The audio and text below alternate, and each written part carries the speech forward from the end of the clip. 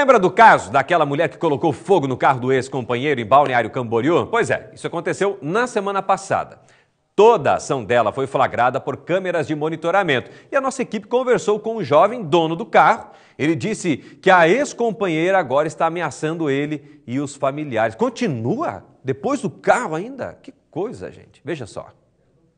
Com casaco, boné, máscara e carregando um galão de combustível em uma das mãos, esta mulher se aproxima de um carro estacionado na rua, bem no centro da cidade de Balneário Camboriú. Foi por volta das 3 horas da tarde quando ela resolveu colocar em prática um plano. A mulher olha para os lados, se abaixa, pessoas passam por perto e, mesmo assim, ela parece determinada a não desistir. Em poucos minutos é despejada gasolina em todo o veículo. A mulher então acende um fósforo e o carro fica tomado pelas chamas. Ela quase é atingida. Neste outro ângulo de uma câmera de um prédio, é possível ver ela voltando para buscar algo que deixou cair no chão. Tudo foi gravado por câmeras de monitoramento. O carro pertencia ao Matheus, um jovem de 25 anos de idade. E a suspeita de cometer o crime é a ex-companheira dele. O carro do Matheus estava nesta vaga na rua quando pegou fogo. As marcas do incêndio ainda estão no asfalto. Nesse exato momento, ele estava trabalhando em uma obra com o pedreiro. Ali próximo, no 25º andar. Lá do alto, ele viu a fumaça e, ao olhar para baixo, viu que o próprio carro estava sendo incendiado. Ele desceu, andar por andar, e quando chegou aqui na calçada, pediu ajuda de várias pessoas. Com extintores de incêndio, ele conseguiu apagar as chamas, mas o carro, que estava custando R$40 mil, foi destruído. O fogo se alastrou e pegou no veículo da frente. Essas imagens foram feitas por pessoas que acompanharam todo o desespero para apagar o incêndio nos 2 veículos. Logo depois do crime, foi identificada a suspeita, Eduarda Gabriela Silva dos Santos, de 20 anos de idade.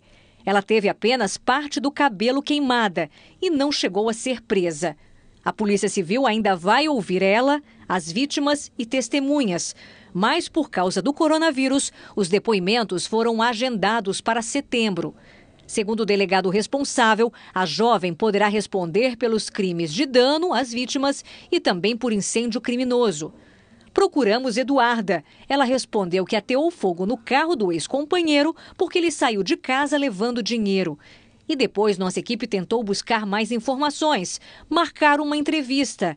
Mas a nossa produtora foi bloqueada. Eduarda passou então a não atender nossa equipe. Ela e Matheus estavam juntos fazia 2 anos.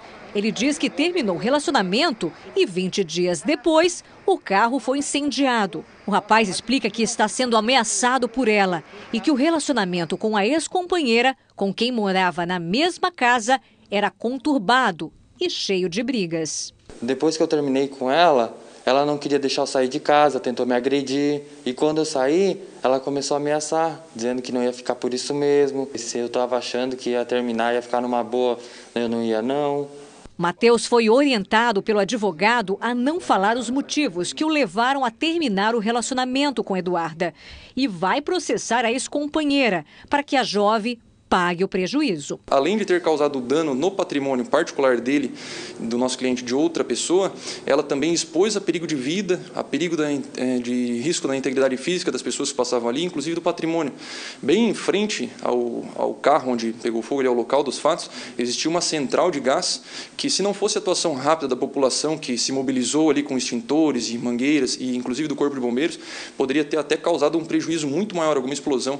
Então, no primeiro momento, a assistente de acusação para que ela seja responsabilizada pelo fato penal que ela praticou e também a ação na esfera civil para buscar a reparação dos danos que ele sofreu. Nas redes sociais, as fotos mostram Matheus quase sempre junto ao carro, que agora foi queimado.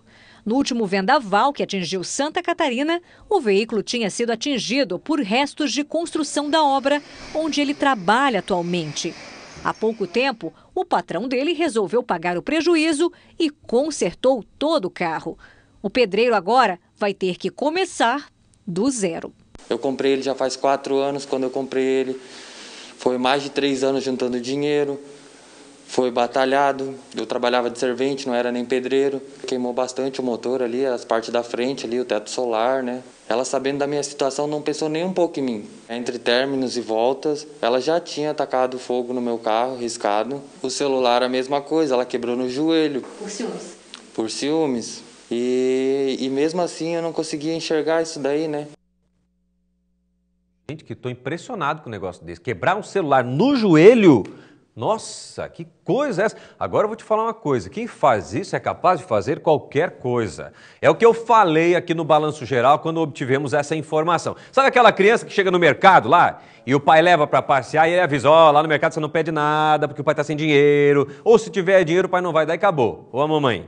Né, ou a vovó? E aí a criança vai, ela esperneia, ela berra, ela grita, ela chora e o pai vai lá, tá, pega aqui fulano, toma para parar de incomodar, para eu não passar vergonha. Esse tipo de criança, até conversei com a psicóloga Ana Paula Maicher sobre isso, sobre esse assunto e realmente é uma verdade.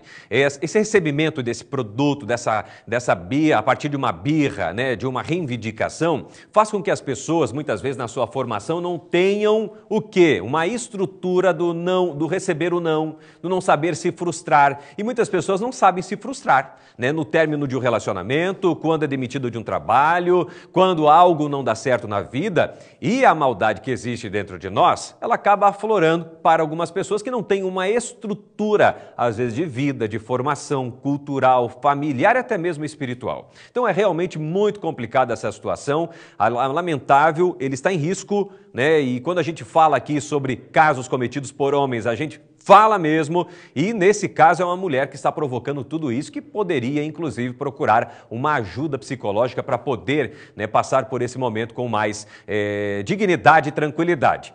Agora, que a lei no Brasil, você sabe que não vai dar nada, está solta, vai poder atuar, continua ameaçando e infelizmente a gente noticia isso aqui no Balanço Geral. Já fez uma, já fez duas, quebrou o celular, ameaçando família, ameaçando o trabalhador, é lamentável, gente. Infelizmente, o nosso Código Penal dá frouxidão para que essas coisas continuem acontecendo.